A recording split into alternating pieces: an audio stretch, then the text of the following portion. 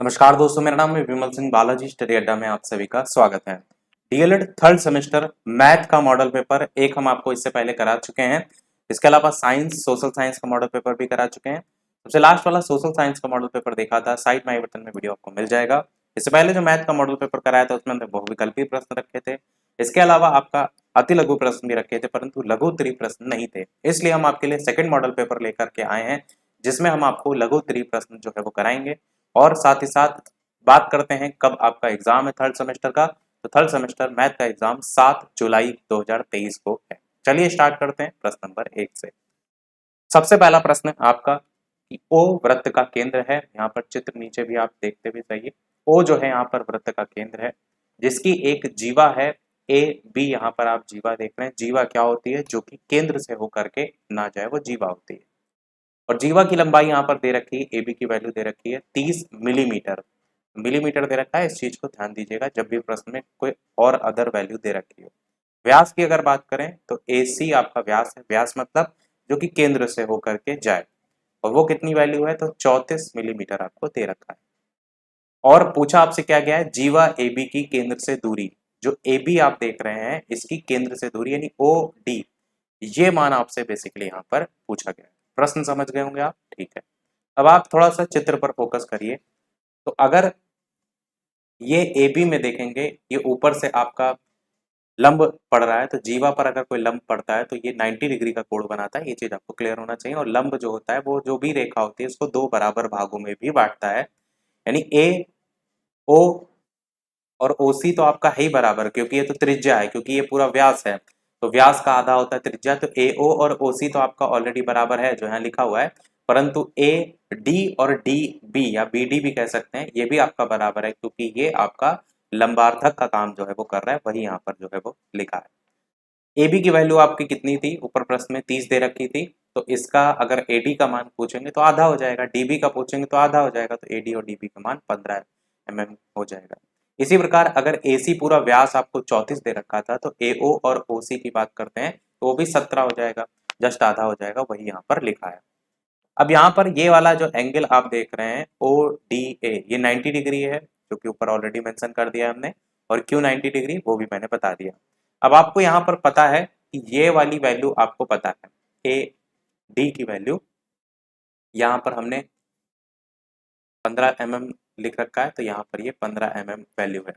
इसी प्रकार AO की अगर बात करें तो ये 17 mm जो है आपकी वैल्यू है। पॉइंट कहाँ से आ गया? 17 mm जो है ये वैल्यू है। अब ये 17 है, ये 15 है, और आपको पता है कि ये आपका एक समकोण त्रिभुज है, तो इसमें पाइथागोरस प्रमेय लगती है। पाइथागोरस प्रमेय का रूल ये होता है कि जो 90 डिग्री का एंगल होता है, इसके जस्ट सामने वाली जो भुजा होती है वो आपकी कर्ण होती है। ये कर्ण हो जाएगी, OD आपका लंब हो जाएगा और AD आपका आधार हो जाएगा। तो पाइथागोरस प्रमेय लगा देंगे। AO स्क्वायर, थोड़ा सा और छोटा कर देते हैं, हाँ, AO स्क्वायर यानी कर्ण का स्क्वायर बराबर लंब का स्क्वायर प्लस आधार का स्क्वायर। अब जो भी वैल्यू है वो यहाँ पर रख सकते हैं। तो 17 रख दिया हमने और उसकी जगह 15 रख दिया, और OD की वैल्यू यहाँ से निकाल सकते हैं। OD को उधर ले जाएंगे, 17 को इधर लाएंगे। और एक चीज ये भी समझिए कि अगर OD को आप इधर ही रखे रहने दीजिए, 15 को उधर ले जाएंगे तो माइनस में हो जाएगा, वही ये माइनस में है। 17 का स्क्वायर 289 होता है, 15 का 225 होता है। 289 में से 225 घटाएंगे तो आपका 64 जो है वो आएगा। और OD स्क्वायर की वैल्यू अगर 64 है तो OD की वैल्यू 8 आ जाएगी। और सारी हमारी ऊपर से वैल्यू mm में चल रही थी, तो आंसर भी आपका मिलीमीटर में ही आएगा। इस चीज को ध्यान रखिएगा। अगर एक वैल्यू मिलीमीटर में, एक सेंटीमीटर में अलग अलग है, उस कंडीशन में आपको चेंज करना होता है, वरना आप आंसर मिलीमीटर में डायरेक्ट निकाल सकते हैं। तो ये आपका हो जाएगा। और ये मान के चलिए प्रश्न बहुत ज्यादा बड़ा भी नहीं है, बहुत ज्यादा छोटा भी नहीं है। इसी प्रकार के अधिकतर प्रश्न आते हैं, परंतु थोड़ा सा डीएलएड का लेवल मैथ का बेसिकली थोड़ा सा बढ़ गया है, कठिन हो गया है।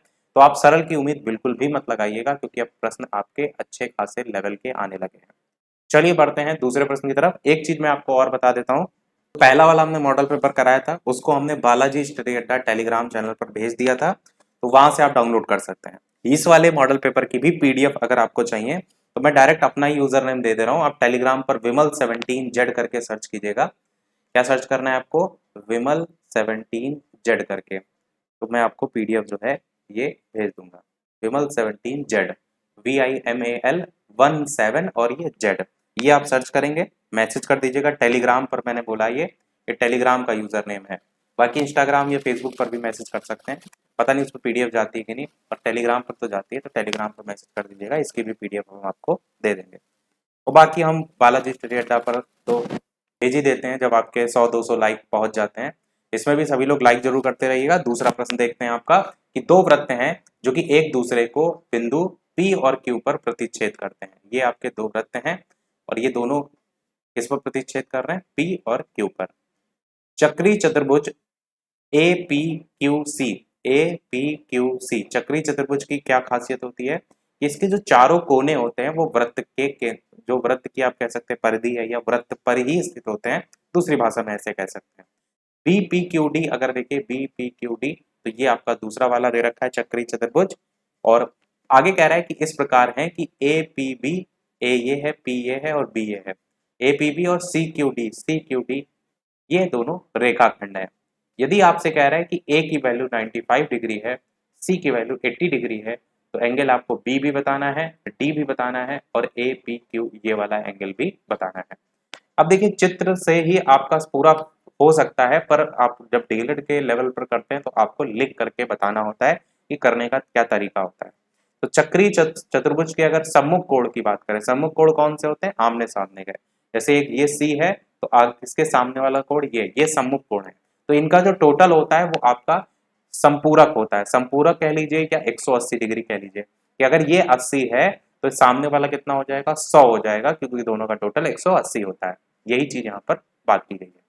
अब यहाँ पर आगे देखें तो एंगल ए और पी क्यू सी का जो टोटल है, ए वाला और पी क्यू सी यानी कि ये वाला एंगल, इन दोनों का टोटल कितना होगा? 180 होगा। यानी अगर ये 95 है तो सामने वाला कितना बचा? 180 में से 95 घटा दीजिए, 85 बचा, तो पी क्यू सी का मान 85 आ जाएगा। इसी प्रकार ए पी क्यू में अगर आप देखिए तो आपका ए ये है, पी ये है और क्यू नीचे है, ये वाला एंगल। तो सेम यहाँ वाला भी एंगल निकाल सकते हैं कि 100 में से 80 को घटा देंगे तो 100 बचेगा। 100 नहीं, 180 में से 80 को घटा देंगे तो आपका 100 बचेगा। तो 100 यहाँ से हमारा दूसरा निकल आएगा, एपीक्यू की वैल्यू निकल आएगी। आगे चक्रीय चतुर्भुज के अगर बहिष्कोण की बात करें, बहिष्कोण क्या होता है? मान लीजिए कि ये आपका, मान क्या लीजिए चक्रीय चतुर्भुज तो बना ही हुआ है, इसका बहिष्कोण मतलब बाहर वाला कोण, ये वाला जो कोण आप देख रहे हैं ये क्या है? ये कोण संपूरक होता है, यानी ये भी 180 होता है अगर अंदर वाले से देखेंगे जोड़कर। हमने ये वाली जो वैल्यू है वो अभी कितनी निकाली? वो 85 निकाली। अगर हम ये कहें कि यहाँ वाली वैल्यू 85 है और बाहर वाली वैल्यू कितनी हो जाएगी? क्योंकि अभी बताया मैंने बाहर वाला कोण जो होता है वो संपूरक होता है, तो सेम चीज 100 100 ये वाली पूरी लाइन जो है एक सीधी रेखा है ना, तो ये 180 है, तो अगर ये 85 है बचा हुआ कितना हुआ? तो बचा हुआ आपका 95 हो जाएगा, ये वाला आपका 95 हो जाएगा। यही चीज यहाँ पर निकाली गई है, पी क्यू डी बाहर वाला जो आपका है, तो 180 में से पी क्यू सी घटा देंगे, 50 से घटा देंगे, 95 आपकी ये बाहर वाली वैल्यू आ जाएगी। समझ में आपको आ रहा होगा, हम एक एक स्टेप आपको समझाने की कोशिश कर रहे हैं। इसी प्रकार आप एंगल बी की भी बात कर लें, यानी कि यह तो निकल ही आया, अब सामने वाले की बात कर लें तो यहाँ पर वही सेम स्थिति फिर से हो जाएगी। जब आपने ये वाली वैल्यू निकाल ली, कितनी? 95 निकाल ली, तो फिर से वही सम्मुख कोणों का योग आपका 180 होता है। अगर ये 95 है तो बी बचा 180 में से घटा के कितना बचा? उतना ही हो जाएगा, तो वही 95 में से 180 में से 95 घटा के 85 आपका हो जाएगा। तो यानी कि जो बी की वैल्यू है वो आपकी कितनी आ जाएगी? ये आपकी 85 आ जाएगी। सीरियल से हम चल रहे हैं, हमने एक बार अभी आपको रिवाइज भी करा देंगे लास्ट में। फिर इस 85 की वैल्यू आपने निकाल ली, अब आपको क्या किधर की ओर चलना है? अब आपको चलना है क्यू पी बी की तरफ। क्यू पी बी कहाँ पर है? तो क्यू ये है नीचे, पी ये है और बी ये है। आपने ये वाला निकाला, आपने ये वाला निकाला, अब इसकी बारी है। अब इसकी बारी कैसे? क्योंकि हम ये वाला कोण ऑलरेडी निकाल चुके थे, 80 इसके सामने बचा हुआ जितना भाग था 100 वो हम निकाल चुके थे। अब ये सीधी एक रेखा है, सेम वही कंडीशन, सीधी रेखा है, या आप बहिष्कोण के तौर पर भी देख सकते हैं। तो बचा इधर साइड कितना? 80 बचा, यानी पी वाली जो वैल्यू है क्यू पी बी करके आप कह सकते हैं, इसका मान भी 80 आ जाएगा। वही यहाँ पर जो है वो निकाला गया, क्यू पी बी का मान भी 80 आ जाएगा। और लास्ट में आपको क्या निकालना है? डी की वैल्यू भी निकालनी है, यानी कि ये वाला। अब आप इधर वाली वैल्यू निकाल चुके हैं, 80 है, तो आमने सामने का वही सेम चक्रीय चतुर्भुज में 180 से घटा दीजिए, तो 180 से 80 घटाएंगे तो 100 ये भी प्राप्त हो जाएगा, यानी कि डी की वैल्यू भी आपको 100 प्राप्त हो जाएगी। तो आपने देखा कि चक्रीय चतुर्भुज का जब भी प्रश्न आएगा, सारा खेल क्या है कि सम्मुख कोणों का योग आपका कितना होना चाहिए, 180 होना चाहिए, या बाह्य कोण या एक सीधी रेखा है उस पर भी आप देख सकते हैं कि वो 180 डिग्री होना चाहिए, उस तरीके से भी चेक कर सकते हैं। तो कुल मिलाकर के आपसे जो जो चीजें, जो जो एंगल पूछे गए थे वो सारे आपके निकल आएंगे। इसमें बी डी और ए पी क्यू पूछा था और पी क्यू डी पूछा था, तो जिसको हमने हाईलाइट कर रखा है वही सब पूछे गए थे आपसे। ये बी भी पूछा गया था, डी भी पूछा गया था। चलिए बढ़ते हैं अगले क्वेश्चन की तरफ। तीसरा प्रश्न आपका है कि दो क्रमागत धनात्मक पूर्णांक आपको ज्ञात करने हैं जिनके वर्गों का योग आपको 365 आपको दे रखा है। हमने कोशिश ये की है कि हर टाइप का एक एक क्वेश्चन रखें। जैसे सबसे पहले वाला एक क्वेश्चन हमने रखा आपके लिए वृत्त, कि आपने देखा है पूरे पेपर में वृत्त आता ही आता है। फिर चक्री चतुर्भुज से एक क्वेश्चन आया ही है, पिछले प्रीवियस ईयर उठा करके देखेंगे। और इस तरीके से एक सॉल्व करने वाला भी आपका क्वेश्चन हर बार आता है। तो इसमें क्या है, दो क्रमागत धनात्मक पूर्णांक ज्ञात करने हैं। तो एक x मान लीजिए और दूसरा x+1 हो जाएगा। अगर इसको आप एक मान रहे हैं तो अगला 1+1 2 ही तो होगा, यानी अगला नंबर 2 हो जाएगा। तो इसीलिए एक को x मान लीजिए, एक को x+1 मान लीजिए। अब आपको पता है कि क्या कह रहा है प्रश्न में, दो क्रमागत धनात्मक पूर्णांक का ज्ञात करना है जिनके वर्गों का योग, वर्ग मतलब x का स्क्वायर ये दे रखा है और x+1 का स्क्वायर ये दे रखा है, और इन दोनों का जो टोटल है वो 365 जो है इसके बराबर यहाँ पर दे रखा है। तो हमने 365 रख दिया। अब इसको ही बेसिकली आपको सॉल्व करना सीखना है।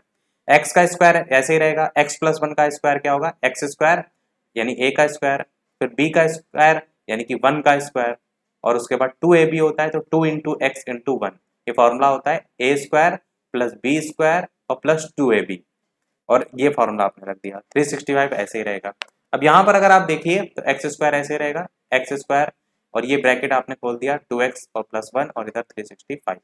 अब ये एक्स स्क्वायर है, ये भी एक्स स्क्वायर है, दोनों जुड़ जाएगा तो 2x स्क्वायर हो जाएगा। यहाँ पर 2x ऑलरेडी है तो इसको ऐसे रहने दीजिए। ये वाला प्लस का 1 है, बराबर के उधर जाएगा तो माइनस में हो जाएगा। तो 365 में से एक जाकर के उधर घट जाएगा, तो इधर जाकर के 364 बचेगा। अब 364 बराबर के उधर होगा, जब आप बराबर के इधर लाएंगे तो वो माइनस में हो जाएगा 364, और उधर जाकर के शून्य बचेगा। तो 2x square plus 2x minus 364 बराबर 0। अब दो यहाँ भी कॉमन है, दो यहाँ भी कॉमन है, और 364 में तो है ही दो कॉमन, तो दो आप कॉमन ले लीजिए। यहाँ से भी दो चला जाएगा, यहाँ से भी, और 364 का आधा आपका 182 यहाँ पर हो जाएगा।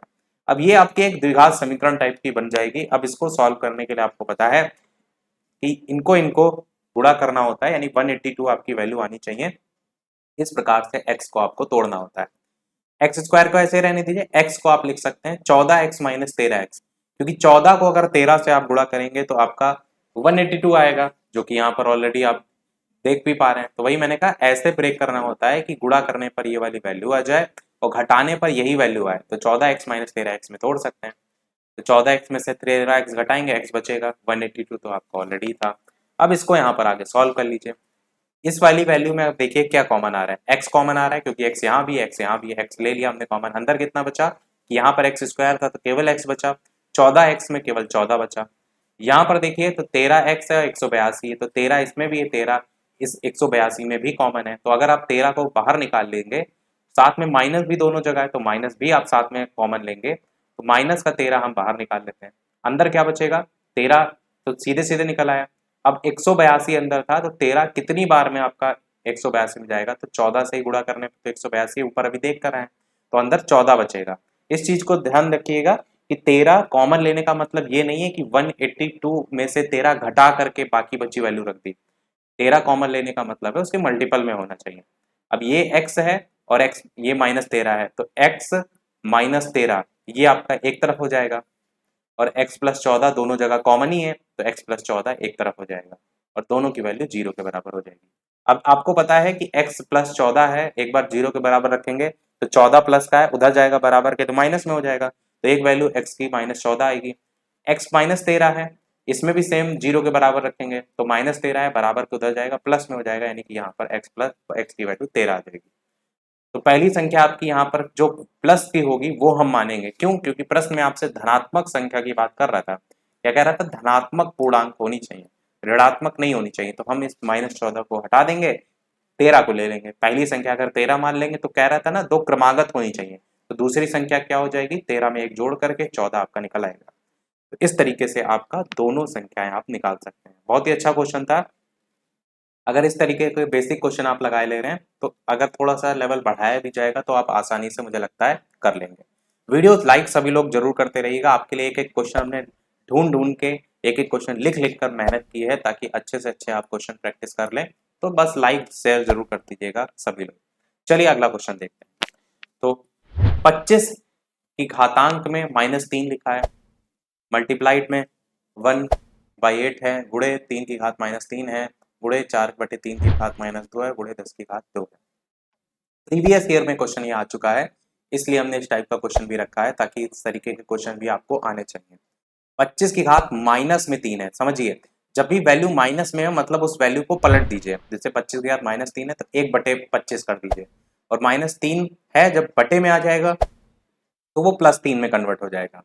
अब यहाँ पर 3 बार था तो 25 गुणे 25 गुणे 25 कर दिया गया। यहाँ पर देखिए 1/8 है तो ऐसे ही रहने दीजिए। यहाँ पर भी सेम माइनस में वैल्यू है, यानी आपको इसको बटे में ले आना है। 3 की घात -3 है यानी 1/3 की घात 3, इस तरीके से हम इसको लिख सकते हैं। यानी कि केवल बटे में लाने पर जो घातांक में माइनस की वैल्यू होती है वो प्लस में हो जाती है और कुछ बदलता नहीं है। जब 1/3 की घातांक में 3 होगा, अब इसको अगर हम खोलेंगे तो जाहिर सी बात है 1/3 गुणे 1/3 1/3 यही हो जाएगा, वही यहाँ लिखा हुआ है। आगे आप देखिए 4/3 की घात -2 है, सेम वही 3/4 हो जाएगा, और 2 घातांक में तो 3/4 गुणे 3/4, 10 की घात 2 तो ऐसे ही, तो 10 गुणे 10। अब इसको आप थोड़ा सा सॉल्व करिए। तो 25 यहाँ है, 10 गुणे 10 यहाँ है, 10 को 10 से गुणा करेंगे तो 100 होगा, और 25 से अगर काटेंगे 25 सेकंड में 25 चौके जो है आपका 100 होता है ना, तो इस तरीके से कट जाएगा। यहाँ पे 4 है, इस 4 से ये 4 कट जाएगा, तो 2 3 है, ये 3 3 कट जाएंगे। अब यहाँ पर 25 गुणे 25 करेंगे तो 625 आ जाएगा, 8 गुणे 3 करेंगे ये 24 आ जाएगा, 4 ये आपका बचा था यहाँ आ जाएगा। 625 गुणे 25 गुणे 4 कर लीजिए, ये 25 चौके करके भी आप गुणा कर लीजिए, जैसे भी करेंगे 1/60,000 आपका आंसर यहाँ पर आ जाएगा। तो ये क्वेश्चन था जो कि प्रीवियस ईयर से हमने आपके लिए रखा था ताकि आपको थोड़ा सा प्रीवियस ईयर का भी अंदाजा लगता रहे। 2022 में ही शायद आया था। चलिए अगला क्वेश्चन देखते हैं, और ये क्वेश्चन हमारा लास्ट होगा। 5 ही हमने रखे हैं क्योंकि 5-6 ही आते हैं लघु में। मेन उद्देश्य था हर टाइप के क्वेश्चन को रखना ताकि आप प्रैक्टिस कर सकें। अब ये हमने रखा है जो आपका चक्रवृद्धि ब्याज है उससे प्रश्न कि कमला ने एक स्कूटर खरीदने के लिए किसी बैंक से 26,400 15% वार्षिक दर से उधार लिए, जबकि ब्याज वार्षिक संयोजित होता है। 2 वर्ष और 4 महीने के अंत में उधार चुकता करने के लिए उसे कितनी राशि का भुगतान करना होगा। तो मेन जो खेल है वो इस 2 वर्ष 4 महीने का है। नॉर्मल होता तो आप फॉर्मूला लगा लेते, वो तो आप कर ही लेंगे। तो मूलधन कितना दे रखा है 26,400 लिख दिया हमने, दर 15% दे रखी लिख दिया, समय आपका 2 वर्ष दे रखा है और साथ ही साथ 4 महीने भी दे रखा है तो वो भी लिख दिया हमने। अब 2 वर्ष 4 मास को 2 सही 4/12 लिख सकते हैं, क्योंकि 4 मास है, 4 महीने पूरे एक साल में आप जानते हैं 12 महीने होते हैं, 4/12 के फॉर्म में लिखेंगे, काटेंगे तो 1/3 बचेगा, यानी 2 सही 1/3 आपकी वैल्यू यहाँ से समय की आ जाएगी। अब आपको यहाँ पर जो बात कर रहा है वो चक्रवृद्धि की बात कर रहा है, तो चक्रवृद्धि ब्याज से जो मिश्रधन का फॉर्मूला होता है, मिश्रधन बराबर मूलधन 1 + r/100 की पावर n। अब यहाँ पर मूलधन जो था वो आपका 26,400 था, रख देंगे। आर जो थी दर वो 15% थी, रख देंगे। असली खेल है समय का, वही इस कारण ही है इस प्रश्न को रखने का। तो 2 महीने 4 मास करके, अब जब हमने इसको बटे में चेंज कर लिया तो 2 सही 1/3 में निकल आया। 2 सही 1/3 का मतलब है कि जब आप इसमें वैल्यू रखेंगे तो n की वैल्यू 1 बार 2 रखेंगे, और जो 1/3 है वो सीधे सीधे मल्टीप्लाइड में रख देंगे, घातांक में नहीं रख रहे हैं। तो यहाँ पर आप देखेंगे 1 + 15/100 का घातांक में 2, और दोबारा में जब रखेंगे तो 1 + r की जगह 15 ही रखेंगे, बटे में 100 भी रखेंगे, परंतु मल्टीप्लाइड में 1/3 रखेंगे। अब आप इसको सॉल्व कर लेंगे तो सबसे पहले तो इसी को काट लीजिए, 3 × 9 3 3 × 5 15 करके। अब इसको देखेंगे सॉल्व करके तो ये इसका जो एलसीएम है 100 आएगा, 100 इकन्नम और 1 से गुणा करेंगे 100 आ जाएगा, फिर 100 इकन्नम इकन्नम तो 15 से गुणा करेंगे 15 आ जाएगा, 100 + 15/100 स्क्वायर तो ऑलरेडी लगा हुआ है। यहाँ पर अगर आप देखिए तो सेम चीज कंडीशन 100 जो है यहाँ पर भी आप एलसीएम ले लीजिए, 1 100 बार में जाएगा, ऊपर गुणा होगा तो यहाँ 100 आ जाएगा, 100 इकन्नम होता है, ऊपर गुणा करेंगे तो वहां पर 5 बचा था तो यहाँ 5 आ जाएगा, और यहाँ पर कोई घात में नहीं था। अब यहाँ पर इसको आगे सॉल्व करेंगे तो 100 + 15 115/100, और घातांक में 2 था तो 115 गुणे 115/100 गुणे 100 करके आ जाएगा, और यहाँ पर 5 था तो 105/100। अब इसको आप गुणा कर लेंगे 0 से 0 काट करके, तो आपका आंसर 36,659.70 करके जो आप देख रहे हैं ये जो है वो आ जाएगा। वैसे गुणा करने में बहुत ज़्यादा समय लग रहा हो तो अगर समय ना हो उन केस में तो सही बटे में भी आप निकाल सकते हैं, पर अगर पॉइंट पूरा सही सीधा सीधा निकाल सकते हैं तो ज़्यादा सही माना जाएगा। चलिए, अब एक प्रश्न वीडियो को समाप्त करने से पहले आपसे भी, और 5 में से कितने प्रश्न आपके सही रहे अपना स्कोर भी अवश्य बताइएगा। ये प्रश्न आपके लिए हमने रखा है, सेम इसी टाइप का प्रश्न आपका आ चुका था प्रीवियस ईयर में, और एक ना एक क्वेश्चन चाल दूरी समय से आपको देखने को मिल जाता है हर बार, इसीलिए हमने इस प्रश्न को रखा है। कोशिश कीजिएगा, एक कार 48 किलोमीटर प्रति घंटे की गति से 10 घंटे में एक निश्चित यात्रा को समाप्त कर सकती है। उसी दूरी को 8 घंटे में तय करने के लिए गति में कितनी वृद्धि करनी होगी? 12, 14, 16 या 18? सॉल्व कीजिएगा, वीडियो के मेन कमेंट में आंसर बताइएगा। इससे पहले जितने भी हमने क्वेश्चन पूछे हैं लगभग सभी के सही आंसर आए हैं, तो अच्छा लगता है कि आप लोग की तैयारी जो है अच्छी है। बाकी जो इससे पहले मॉडल पेपर कराया था उसकी पीडीएफ हम ऑलरेडी भेज चुके हैं, वो डाउनलोड कर लीजिएगा। और साइंस और सोशल साइंस की जो कराए थे उसकी भी पीडीएफ हम आपको टेलीग्राम पर ही जल्दी ही भेज देंगे, वहां से आप डाउनलोड कर लीजिएगा। आज के वीडियो में इतना ही रखते हैं, फिर मिलते हैं अगले वीडियो में क्वेश्चन प्रश्नों के साथ, नए टॉपिक के साथ। तब तक के लिए सभी को नमस्कार, जय हिंद।